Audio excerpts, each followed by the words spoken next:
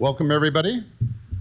This is panel discussion today is on software bill of materials, and we have with us, fortunate to have a great panel that we're going to discuss and talk about where we stand today with it and where we plan to go with software bill of materials, or SBOM as we got to call it. let her speak first.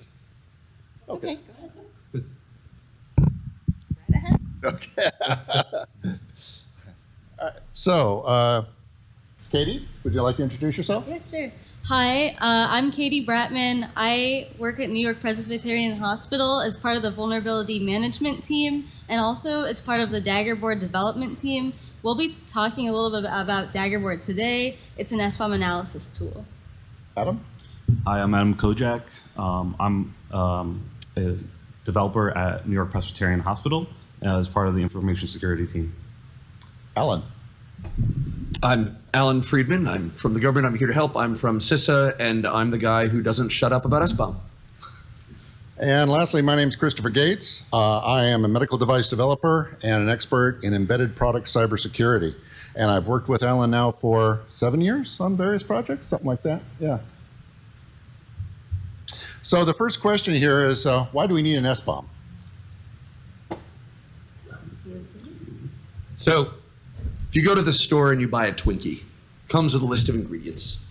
To me, it's just kind of baffling that the most important software in the world doesn't have the same level of transparency as we expect from a non-biodegradable snack.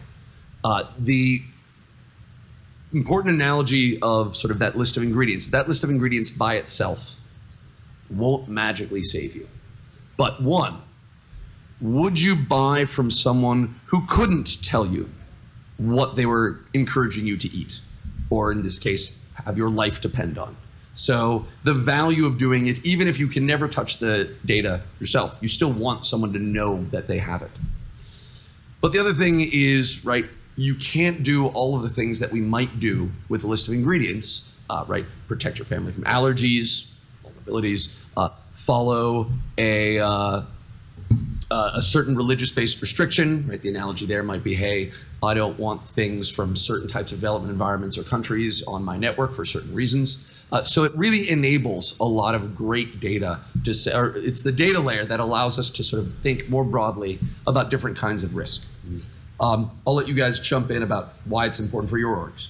Yeah, so we work in healthcare, and where SBOMs really come in handy for us, what we're seeing is with medical devices. So oftentimes what happens is, like, we get a medical device, it's thrown on our network, we can scan it with a vulnerability scanner, but we don't get the full picture of what it's made out of, that list of ingredients. And so this is where an SBOM can really help us. We can take an SBOM before we buy the device in our purchasing process and then analyze it and say, do we really want to continue with purchasing this?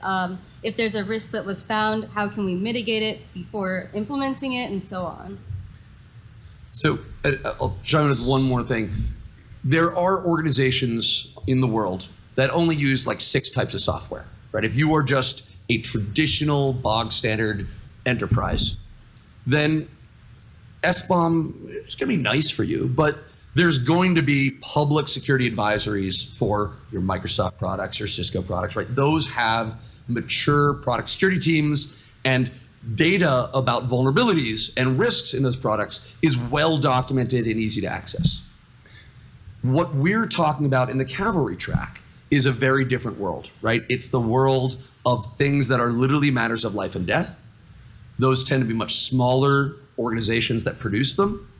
And yes, some of them are starting to do vulnerability disclosure and security advisories, but often the risk is not going to be this particular widget, in part because they don't have security advisories, and also because someone may not have developed a targeted attack for a foothold on that product. The risk is sort of automated scanning tools that are going after some of the components. And so that's why, particularly in safety critical world, medical, infrastructure, ICS, having that understanding is going to be important. And the last thing is, right, it doesn't always feed into, hey, I need to patch this. Right? Some of you are familiar with just how hard it is to patch something that if I unplug this, people lose power, people lose water, people die. But what we can do is start thinking about it more maturely of, oh, there's a potential risk here. So my long-term plan is segment my network. My long-term plan is work with my threat intel to sort of see if there's anything being disclosed. So again, it sets up the longer-term risk, especially in our cavalry mission space. In a word, it's all about transparency. And it allows you to assign risk to the end user. Because somebody manufactured something here. You manufactured this box or that particular projector or that wireless access point that's sitting over there. We look at that, and as engineers, we go, oh, I know what that is, and I can do a physical attack on it, tear it apart, reverse engineer it, all right? But as a user, what they don't know. They're bringing this in and putting it into their environment and potentially affecting their environment, their neighbor's environment, everybody's environment. I mean, we've seen a lot of denial of service here, distributed denial of service attacks.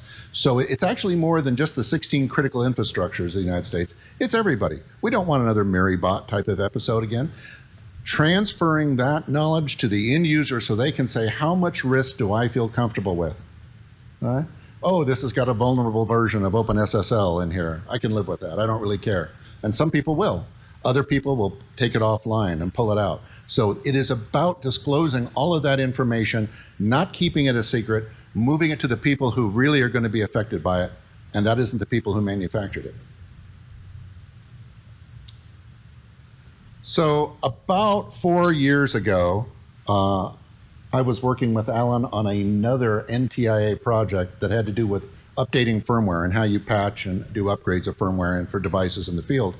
And we rolled off that, and Allan said, hey, I'm thinking about working on another project here that's called a software bill of materials. I said, oh, what's that? He says, it's kind of like a list of ingredients, of what goes into your products. I went, hey, what are we going to do? A month of that? I mean, that's going to be a short project. That was 4 years later. I hadn't a clue what all the edge conditions were that we looked at. And in that period of time, Allan put together multiple working groups that covered different aspects of software bill of materials, but they all consisted of experts in the field and really humbling experts. I mean, I quickly realized just how ignorant I was of what this environment required and how to handle this. And to this day, I still find things that's like, oh yeah, I didn't think about it that way, that somebody else already thinks about. Great multidisciplinary group. Nobody herds cats like Allan. All of these people are experts. We're all egocentric a-holes, all right? And we all have our opinions, and this man would manage to keep us going all in the intended direction and everybody working together. If we spot that comet that's about to hit the Earth and we need a team to mitigate that, I want him leading it. All right? So it's been really interesting and very educational over this period of time. And now recently, Allan moved from NTIA to CISA, and where there's new working groups have started up. So, Allan, I've talked too much already. What is your feeling on the work groups both at NTIA and CISA? First of all, flattery gets you everywhere. Thank you. This is actually what I love about what we built for the SBOM community, right? It's always very clear, very much not my idea. In fact, since I joined government, pretty much every idea I've stolen from the cavalry and said, okay, they've started out with a great idea. Let's actually try to use the flag behind us to pull together communities to make it happen. So I want to doff my hat to Josh and Bo and everyone who's been part of the cavalry. I think this is what it's supposed to do. It's supposed to sort of take ideas, mature them, and then hand them to folks who can implement them. So the first phase we had to do is actually come up with a shared definition. The idea of an SBOM, as Chris said, is not that complicated, but we need a couple things. One, we need a shared vision of what it looks like. And no one had actually sort of articulated, this is what an SBOM is, these are the boundary conditions, and how to make it happen. So the first 2 years was focusing on the what, the why, and the how. And the good news is there was at least one data format that could transfer and to convey SBOM in a standardized fashion. The bad news is there was more than one, and that's some fun that we still have, is sort of managing the data formats. We're going to have a meet up right after this if anyone wants to talk more about that. So we're now at a stage, or last year we were at a stage where we have the basics. There's no reason why an organization cannot start producing SBOMs, asking for SBOMs, thinking about how to use them. Our focus now is on operationalization, scale, and automation, right? If we can't do this, if we can't integrate this data into all the other things that we care about in security, then we're not going to make the progress we need. Right? My vision 3-4 years from now is that we're actually not talking about SBOM as a unique thing. It should just be a standard part of our security ecosystem, the same way that, right, most of us don't spend our days thinking about CVEs. There is a small community that does, but it's really, we just integrate it into how we think about our security data. So the plug for the work that's going forward, if you'd like to get involved, and I'll remind you at the end, we've got a couple of focus points. One is cloud and SaaS. A lot of the focus on SBOM thus far has been on on-prem software, which makes sense, right? I have to defend it. It's on my network. And certainly in our safety critical domain around the cavalry, that's huge. But I would, and you guys can tell me if I'm wrong, I think most medical devices now have a cloud management component, right? Frequently, yeah. Frequently. And same is true in ICS. The same is true in a lot of other, in automotive.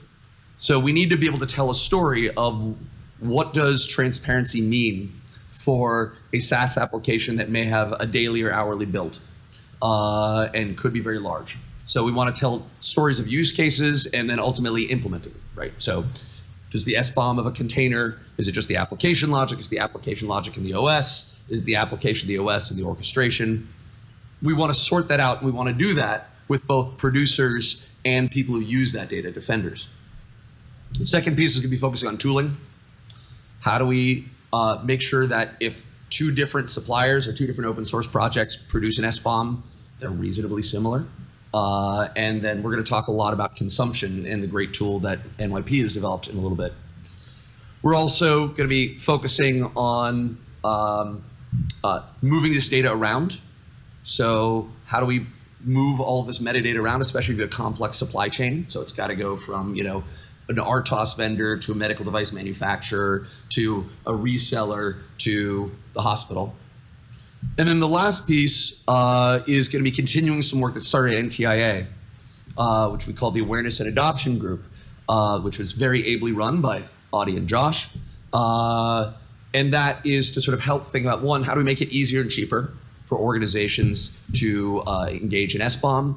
And also, how do we coordinate all of the different things that are happening around the world? So right now, there's some work that's happening at the International Medical Device Regulatory Forum, one of Chris's favorite organizations. There's great work happening in all sorts of different corners of the ecosystem. We want to make sure that there's a common hub to share information. Absolutely. And when we started off, I mean, really, the only person I'd ever heard talk about software bill of materials before Allan was Josh. And Josh started this, and he was sort of out there alone, and we all went, okay, I don't know what that means, and kind of ignore it and all that. But in these working groups, he really set the pace with crawl, walk, run, and how we implement that. And we have been crawling for the last 4 years. Literally, we spent a number of weeks deciding how to spell SBOM. I'm not kidding, okay? Is it a lowercase o or a, uppercase o? All right, there were things like that, and we started at that level, and now we have all these tools and techniques of how to apply this. More importantly, we've got an executive order that came in that now makes it not just little old medical that's involved, because they were the first ones into it, but the 16 industries that are critical to the infrastructure of the United States. So now we have vendors and organizations that are looking at this saying, oh yeah, I need to supply you with an SBOM. We're moving from crawling, we're into walking. What does run look like, and how do we get there? That's what we're doing. We're moving forward. This is both an open source problem and a proprietary. You've got tools from both sides, and that's where we are right now. We're right now in walking and trying to head toward that running. So I keep talking about medical because that's what I do, is make medical equipment. But there's a lot of other industries that are right behind us. In some cases, they might be ahead of us. I mean, automotive comes to mind. They're very much into this. And certainly it's not just the United States. It's across the entire world. Countries like Japan and stuff are very interested in this. And what are you guys seeing? Are you getting other interesting, comments from other industries? Or I'm going to put it to all three of you, or even from other hospitals besides New York Press. And what does this look like? Is there interest in adopting this and getting ahead of this ball? I do think something that's interesting in the hospital field is we've seen some hospitals start by, like, when they negotiate new contracts with different vendors, saying, okay, well, when you provide us with a medical device, we need you to provide us an SBOM as well. Otherwise, we won't sign this. So that's one way that people are really pushing SBOM in healthcare. Money works. Money always works. Don't count on somebody's better nature. If it's in their financial interest, you'll have an SBOM the next day. And then I think something interesting that's come from Daggerboard is, so we published Daggerboard, it's open source and it's on GitHub, and we're seeing people that are wanting to contribute, they're kind of interested. And recently we were asked, okay, so how can the results from Daggerboard integrate with an asset management system? And that's something that we'll talk more on later, but it's kind of an interesting idea that's really pushing SBOM further. So the tools that have come out of this, like Daggerboard, and we're seeing them break up to it. As we first got into this in NTIA early on, we realized we had to do authoring tools because it's a chicken and egg problem. And we've got to start somewhere. All right, nobody was asking for this, but then nobody could create one. Even if they were asking for it, nobody could consume one, nobody could distribute one. So we're starting to see these tools now come out for the two major formats, SPDX and Cyclone DX, that are used for software bill of materials. And the tools are there, and we're starting to see more of these pieces of the chain over its life cycle fall into play. And tools like Daggerboard are definitely it. And I think that's good that we're seeing both commercial ones. I hope they hang in there long enough to see success, as well as open source ones like Daggerboard. And at this point, we've been talking about Daggerboard and why all this, but Adam and Katie, history of Daggerboard, where did this come from? When I think of open source, my first thought is not a hospital. So how did this come about as the fact that you guys created one of the better tools out there? Yeah, I think that we feel really lucky to be on a hospital information security team and have the opportunity to make this tool. Actually, it was a lot of fun. Yeah. But basically where we started was, so our CISO, he's a member of the healthcare working group proof of concept for SBOM. And based on some of the meetings that they had, he came out with this idea that was, hey, we have the resources. I think we want to make this tool that makes it easy to take an SBOM and analyze it, find all the vulnerabilities associated with it, and report it so that the user really doesn't have to do that much. Because there wasn't anything out there that was like super freely available at the time. So that's where the whole idea came from, was let's make this easy to use and free. And here we are now. We actually managed to make this app, open source it, and it's free. Something that was kind of interesting along the way was, it's just like any other sort of open source project where we started really small. We had the ability to do one thing, like a script that analyzed SBOMs. And now we have this project that's just grown a ton. It can do a bunch of things. We'll see in a little bit, like we're gonna add more features, have a version 2. And because it's open source, we are always looking for people that want to contribute and work with us. Yeah, and it started out as a beta project originally by the vulnerability team. And we linked up as the DevOps team just to make it, revamp the UI, make it easier for the analysts to use as a whole. See all your vulnerabilities in one place, all the packages in one place, as well as making it open source, which was really one of the main goals for getting this app out there. Some of you folks, I may have undersold what an SBOM is. You're thinking, hey, I've used 3 pieces of libraries and frameworks and operating systems in my product, in my device that I've created.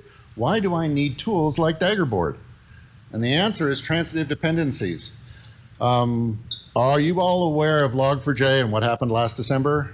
Okay, yeah, I'm getting a lot of head nods. Good. Okay, Log4j is a very commonly used Java library for implementing logging. So you're sitting there at your day job and one of the requirements is, oh, my application has to have logging.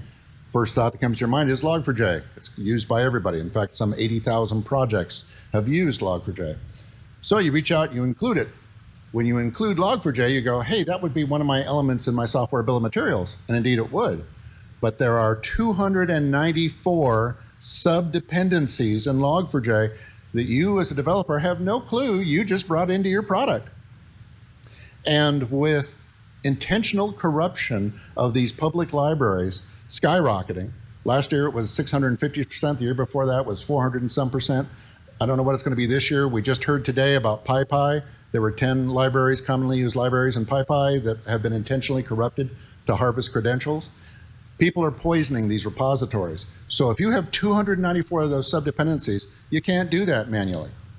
That's why you need tools like Daggerboard and other tools to go over there and look at this and tell you what it is on a daily basis, to come up and say, oh, this one's buried 17 levels deep and we found it here, and we now have a known vulnerability that's in this product.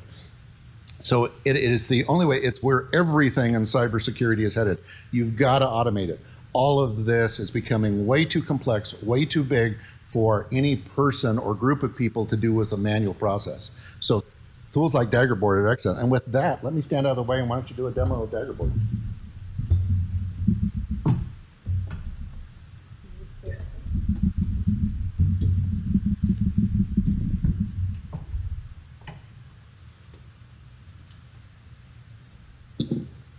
I'll sit up here with Allan. Oh, Thanks for keeping me company, buddy. yeah. By the way, we're Where's your- clearly underdressed. I was like, where's your Sorry. jacket? I don't understand. We had a whole plan. Yeah, didn't happen. All right, so let's go over, what's important when we build this application. So SBOMs, we need them all in one place, but we need to start at the design level. So, and I don't want to bore you guys with the technical stuff, but I'm going to go over pretty much how simple it was just to start the project and what features it had. So first and foremost, like, we use the Django framework just to start the application, just build as a web application. Django is very friendly it's very data driven and very friendly with using data. And, using SBOM data, it worked in our favor.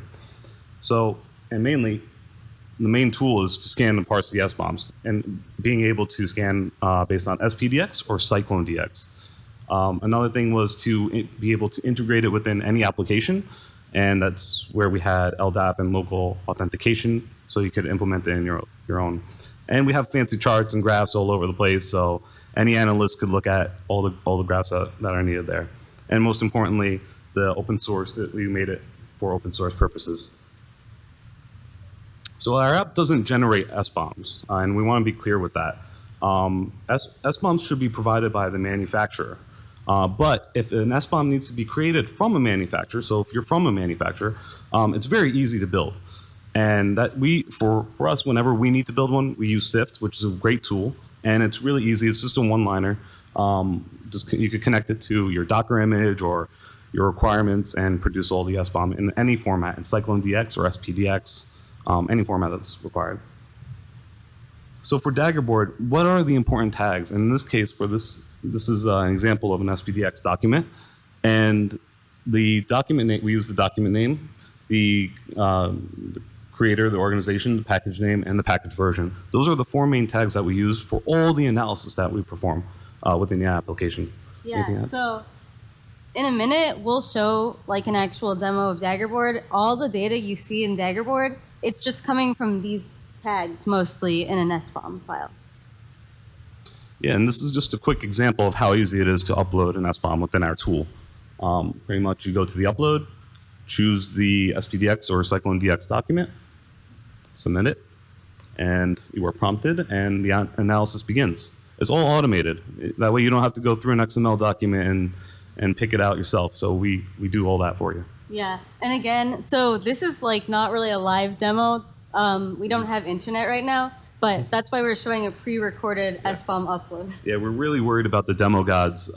We don't know if our internet will work or not, so we pre-recorded that and have a local instance for you guys. So what's down the line? What's on the roadmap? Do you want to go over it? So before we get into the full-on demo, these are just our next steps for Daggerboard. So the next thing that we want to integrate is Vect Support. This will give us the ability to reduce false positives we have in our data. Maybe for a given product, we can more reliably say these different SBOMs contribute. So we should mention what VEX is. First off, VEX was a term that came out of the working groups, that absolutely everybody in the working group hated and still hate. We hate this term. It's a horrible term. But what it stands for is Vulnerability Exploitability Exchange. And the way to think about it is it's extra information that is encoded in an SBOM, and it's from the developer of the product to say a couple of things. I'm investigating this vulnerability. I've decided this product is not affected by this vulnerability, or it is affected by this vulnerability. And there's some couple substates under there that lead with things like how it's configured. So if you configure it one way, oh, you plugged in Ethernet into the RJ45 jack. Yes, you're vulnerable. There's things like that that is thrown in there. Very useful because there's estimates from 70 to 90% of unknown vulnerabilities can't be exploited as instanced in a product. So VEXs allow you to give you more clarity into it, but it also gets back to a level of trust. So for me, there's a company I think is good, Philips Medical, okay? And I know they do good stuff, I'm gonna trust their VEX. But if it's Acme Medical, I almost said a real company there. So, and I don't have that trust in them, I'm not going to care what the VEX says. I'm going to unplug that device until I know what it really is. So this starts to bring trust into the whole process. And that's nothing we can encode in XML or JSON. That's only something that can be had over years of experience with the developers who are doing this. So VEXs are extremely useful. It is very much in a crawl form. As we get into walk and run in the years ahead, it'll be extremely productive and makes SBOMs even more valuable. Sorry for jumping in, Katie. No, that was really good. So the next feature that we want to add to Daggerboard is an API.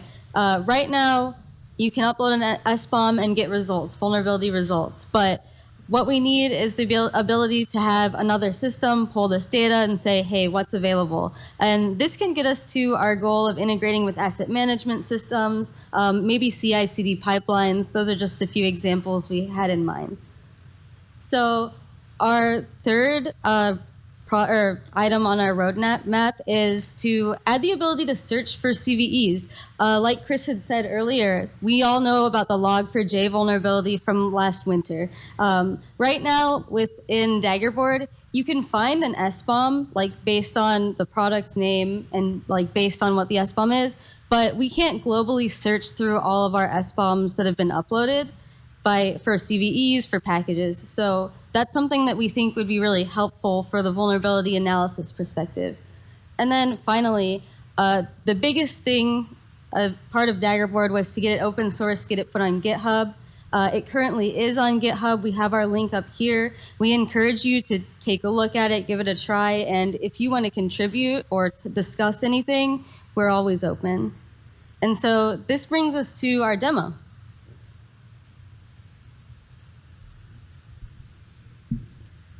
All right, so let's kick off let's get the beautiful login page that we built here.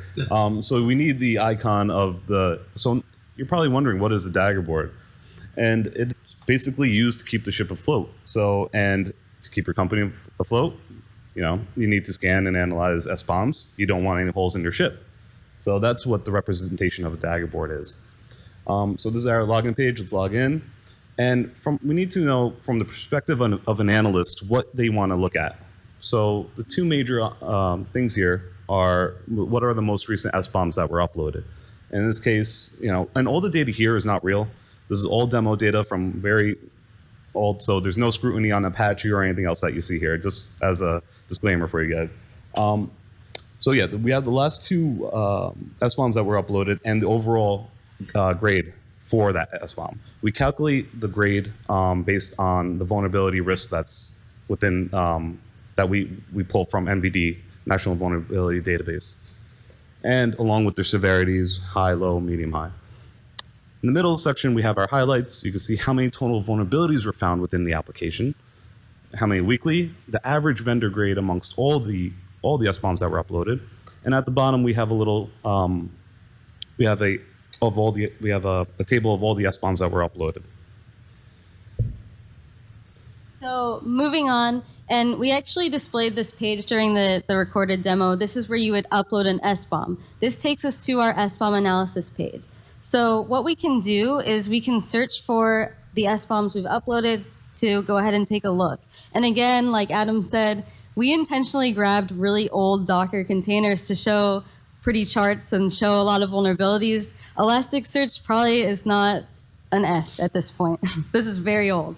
But so once we've uploaded an SBOM, let's look at our results. We can see here's the product. We have a grade here. We have the total vulnerabilities that were found, an average CVSS score. And then we've got a beautiful spider chart based on the CVSS vector, and then a total of the vulnerability severities. So scrolling to the bottom of the page, we can see the packages that were found from the SBOM file. And so we can see we were able to find a CPE here, and that's how we pull vulnerability data at this point. Now, this is the part that I really like because I'm on the vulnerability management team. I can go through here and find more information about what vulnerabilities are present. I could maybe search for something that's high. I could maybe search for a package. And then most importantly, one way that you may go through prioritizing your results is we want to know if an exploit's available. So we can do that, and we get an actual reference to exploit DB. We can sort by severity. And then finally, if we want to, we can export a report of all the vulnerabilities that were found and view it. Beautiful CSV. And then moving on, so we have a vendor analysis page, and this is just a way to group the SBOMs together based on the creator tag. So we have Apache Software Foundation here, same sort of sorting if we wanted to view something else, but we can see here we have 5 total SBOMs from Apache. They've got low grades, total 80 vulnerabilities.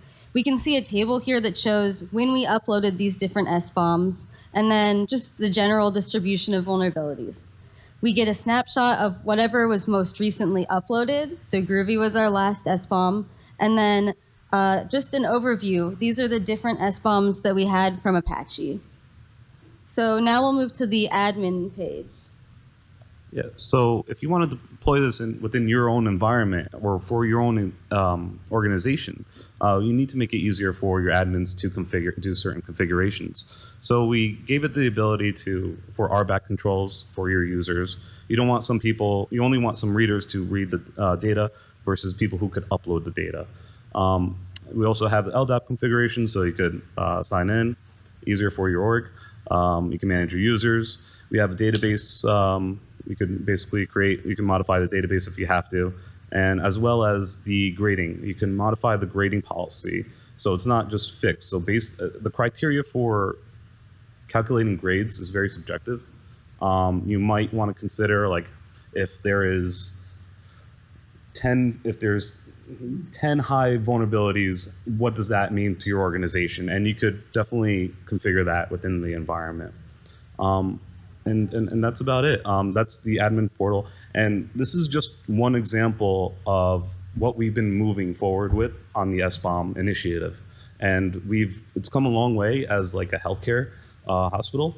And we're very proud of ourselves. And we're not really a tech giant. We're a hospital, so we've come a long way with building this app, and we're very happy with it. Yeah, and I guess it just shows, as part of the Cavalry track, that organizations like hospitals, if you have the resources or you're willing to do this, you totally can do it.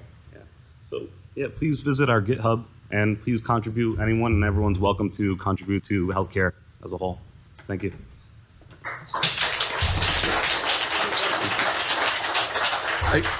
I want to flag one really cool thing about this build. There are many really cool things about this project, but one of them is there are a lot of security tools that just do one security mission, but don't think about how it fits into an organization. And I think the thing that struck me from this demo is, we need admin tools. We need to actually understand who's going to do what in this organization, figure out how it fits into the broader mission. And so I think that's a really cool feature that as we start thinking about more open source tools that we can build, sort of saying, don't just do the small thing, figure out how you can integrate it into the bigger picture. Yeah. Do you want to? Oh, go ahead. Oh, so I think that's thank you. An interesting point too is that, so when we started on this, the Daggerboard idea came from the healthcare SBOM proof of concept. And initially in our first phase of Daggerboard, we decided, okay, this is only going to be for medical devices. Let's keep it specific to healthcare. But then as we got to our second version of the app, we realized, okay, no, this applies to every industry that works with SBOMs. Other people are working on it too. We want Daggerboard to be used by anyone, not just hospitals. Yeah, and just the admin configurations alone, I mean, that took a while to build and, to understand and how to map it. And there's a lot of configurations that we did, but to come at the end of this, this is just a starting point for this application. We're really looking to build this further, and we definitely have a roadmap ahead for all of it. One of the things that I took away from that presentation that's really important is it gives you the quality idea of your vendors, the people you're buying from. So maybe you've got, that PDF viewer you put in your program from a large PDF vendor who will remain unnamed, but you all know the name starts with an A. And you go, these folks never give us patches. They have nothing but vulnerabilities and all this. The next time I'm going to create the next product, maybe I'm going to go over and try some other competitor's product and put that in there. And so you're looking at this and you're doing continual improvement upon your product based upon not just availability and cost and form, fit, and function, but also cybersecurity. How good of a program did they have? Are they working with me? Are they a partner, or are they part of the problem? So I think a tool like that is really useful to know. Remember, we're all in this. There isn't anybody who's outside of this. We're somewhere in the supply chain that either we're sourcing it originally or we're building on top of it. But I do have one question for Katie and Adam. Do you have an SBOM for Daggerboard? Yes. We absolutely do. Outstanding. It's published on our repo for everyone. It's on GitHub. Yeah. And that's where it should be. Yep.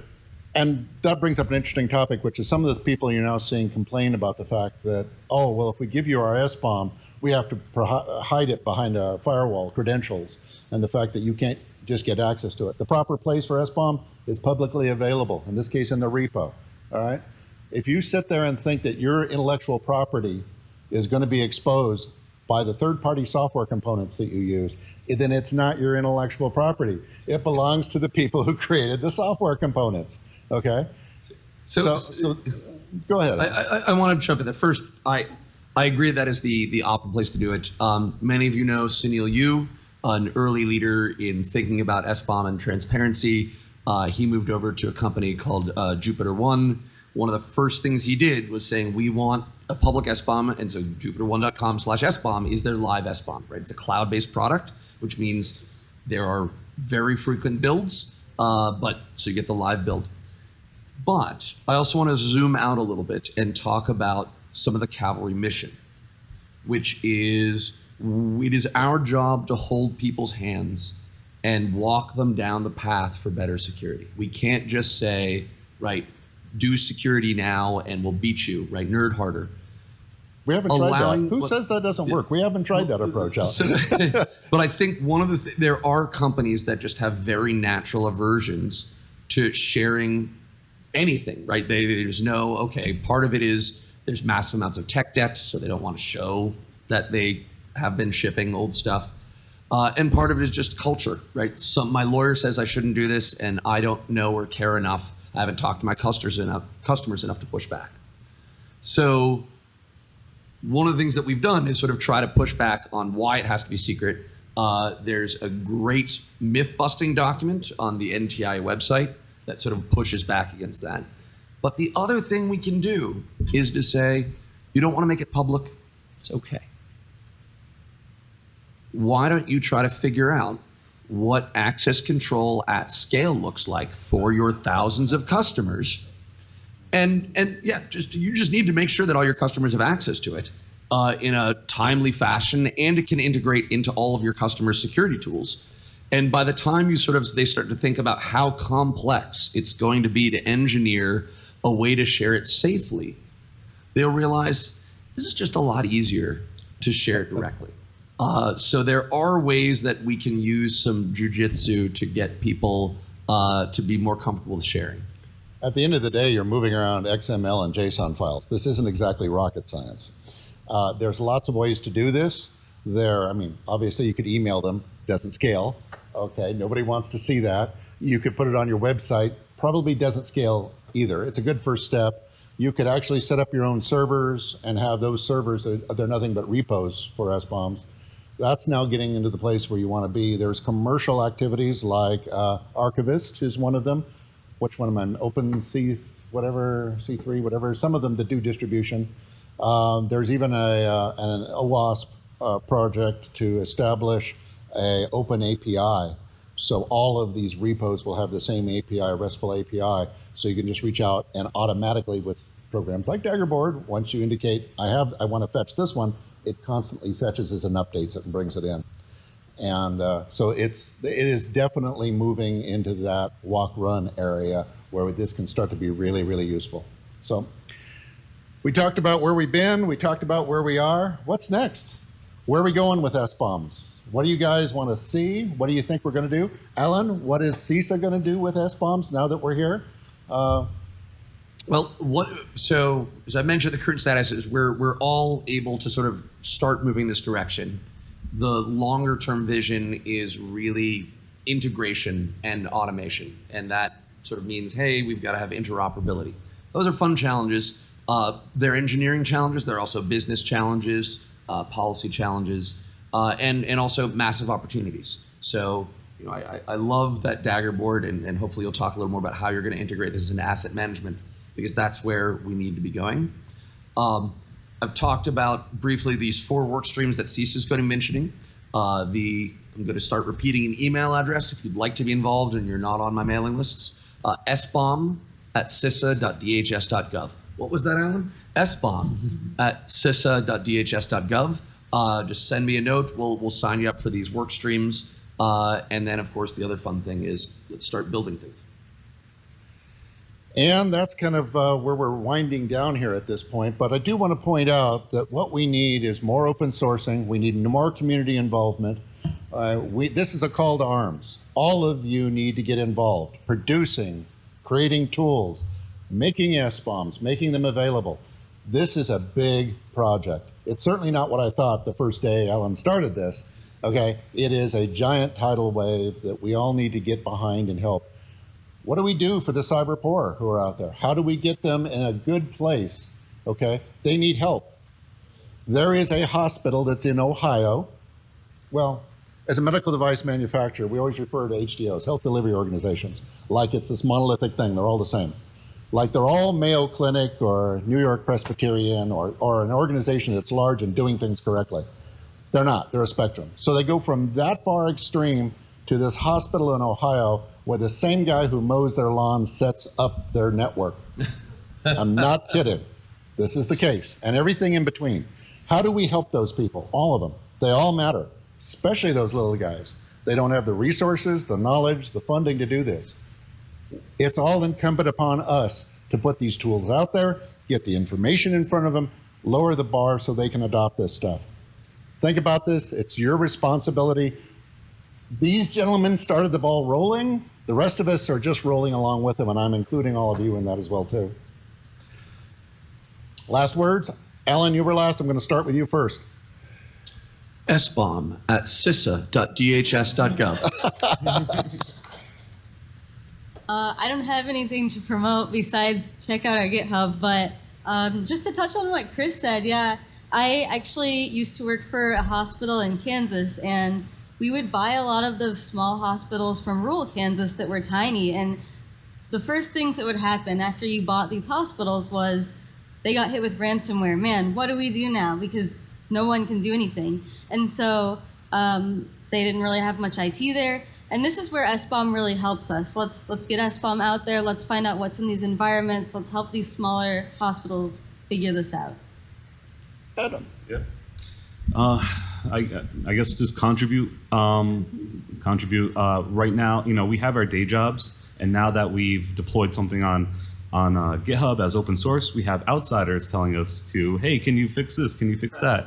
But we have our day jobs. We also need to, you know, work for the, you know, at New York Presbyterian.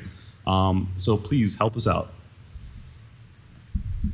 This matters. This is important. We don't have any other way to do this. When you look at those black boxes, you don't know what's in them. Nobody does. Even the experts like myself, I'd have to tear it apart and spend weeks on that one version to find out what's really in there. A lot of work, a lot of effort. We need to lower the bar on this. We have a huge installed base of really crappy products out there. Right? In the medical device industry, we specialize in that. We've got hospitals that have 30-year-old components in it. All right? 30-year-old components. How secure do you think those really are? They're not. We're looking at all of you. Think about this. This matters. This could save lives. This will save lives as we go forward. So whatever industry you're in, make certain you're looking at this. Ask your vendors for SBOMs. Whatever you're writing, even if it's a diary app that you're going to release, out to the App Store, ask your vendors that you're using, where's your SBOM? Ask this, keep that ball rolling, keep it going. I want to thank all of you for the gift of your time here today to listen to us, and we hope to see you in our meetings.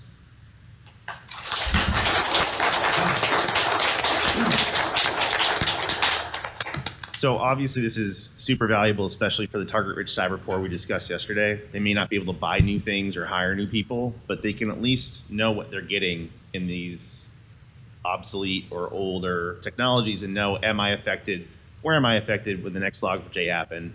The bad news on some of these hospitals is now 7-8 months later, some of them still don't have a commitment on what's in the software, when are they getting a patch. So we're on a journey, we're crawl, walk, running. But this wasn't merely about SBOM and the great work here. I just want to look at these two developers and the attitudes. We keep hearing from thought leaders in cybersecurity that SBOM's too hard. No one can do it. No one can make use of it. They say, screw it. Let's just build something. And part of this was a meta hint that I wonder if part of the next phase of the cavalry is we start teaming up more with software developers, open source contributors, and that this is just one of maybe dozens of projects that could help wastewater treatment, could help oil and gas, could help the target-rich cyber poor and the food supply. And I kind of like their attitudes. I kind of like the contribution, and I kind of like the idea that instead of just pointing out problems, we might be able to create the tool chains that the private sector is not yet willing to do. So this is a hint and a nudge, not just to take SBOMs and maybe put the known exploited vulnerabilities list in it so that they can target more specifically, but also what tools could you ask for, build, or contribute to and advocate for. So this is a hint maybe for the future of the cavalry. We're going to be outside if you want to talk with us after this presentation, if you got any other questions. Right now, if you don't want to voice in public right now, it's a Q&A period. Questions?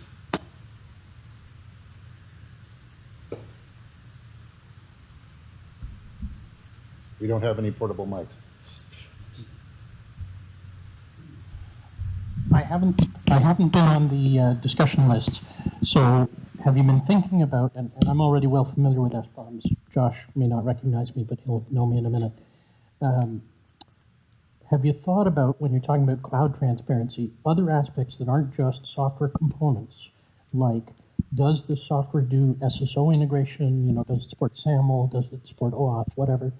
Do you do things like validating email addresses before subscribing people? All that kind of behavioral stuff, that's another level of operational information, separate from what are the software components you use. And I think, kind of like you said about tying it into configuration management, asset management, tying it into information security policies at the organization that's building the software. As a CISO type role, I get asked by people about the practices in our organization, and everybody sends me a one-off questionnaire with 150 questions that there's no standard for. And I'd love to have a standard form that's SBOM-like to give them to say, here's the change management control practices we follow, here's the software development lifecycle practices we follow, et cetera, et cetera. So when you're buying this product from us, this is what you're getting. Mm-hmm. Do you want to chime in on the questionnaire, and then I'll talk about... He touched on one of my subjects. Okay, this year, the Health Sector Coordinating Council released the model contract language, MC squared, 45 terms for hospitals to use in contracting with medical device suppliers. And it talks all about the different cybersecurity expectations. The most dysfunctional relationship ever is hospitals to medical device manufacturers. Always has been. Been doing this 50 years. It's been horrible. I'm trying to make it better. I know a lot of other people are too. It's kind of our goal. We're starting with cybersecurity, but this goes into a lot of different places. So how do you do this? So when you get those questionnaires, MDS squared, of course, obviously, you're going to be filling that out, obviously. But the custom ones we're trying to minimize. If we can get them to align to things like this MC squared, that will be a much quicker way to answer, much less burden on the manufacturer, and a much better position we'll all be in. So on the idea of enhancing SBOM, I haven't seen a lot of discussion around specific security features, although measurement of security features is one of my key passions, which is how do I sort of quickly and cheaply determine security features. Where we are seeing a lot of attention, especially from the cloud native world, is saying, in addition to my dependencies, let me document my broader security process. So let me have secure, robust attestations of what compiler I used, what my build chain was, where I actually got the source from, and having each of those artifacts signed along the way. The challenge is how do we put enough semantic value into that data so that we can enforce it at policy level? Otherwise, it just turns into a paperwork exercise. What we want to do, and there are organizations, including SolarWinds today, which is sort of saying, here's the policy, and we're not going to let code go live until it's checked all these boxes. And one thing that the two major formats that we've influenced in NTIA are Cyclone DX and SPDX. They are both in motion. And generally, if one does something good, the other one does something good and copies it. I'd argue that you go out. I'm not going to tell you which one's better. I have my opinions. Let you find your own. But Cyclone DX does have some of the stuff you were talking about in separate artifacts. Hopefully, SPDX will answer that, and everybody will keep motion, and we'll have ways to Rosetta Stone all that information together, because that's where we need to be. I think we've just got 2 minutes. I'll be quick. I have a really basic kind of SBOM question, I guess, within policy. Is there anything in the executive order or anywhere else that kind of mandates the existence of SBOMs for federally funded software or products or that sort of thing that exists right now where that's going to be coming down the line? Legacy? Thank you. Yeah, or going forward, either way. So the Executive Order 14028 from 2021 mandates that everything the U.S. government buys will ultimately have to have an SBOM. The mechanism is first, it's going to be a memo from OMB that's going to come out soon, and ultimately it's going to be part of the federal acquisition rules.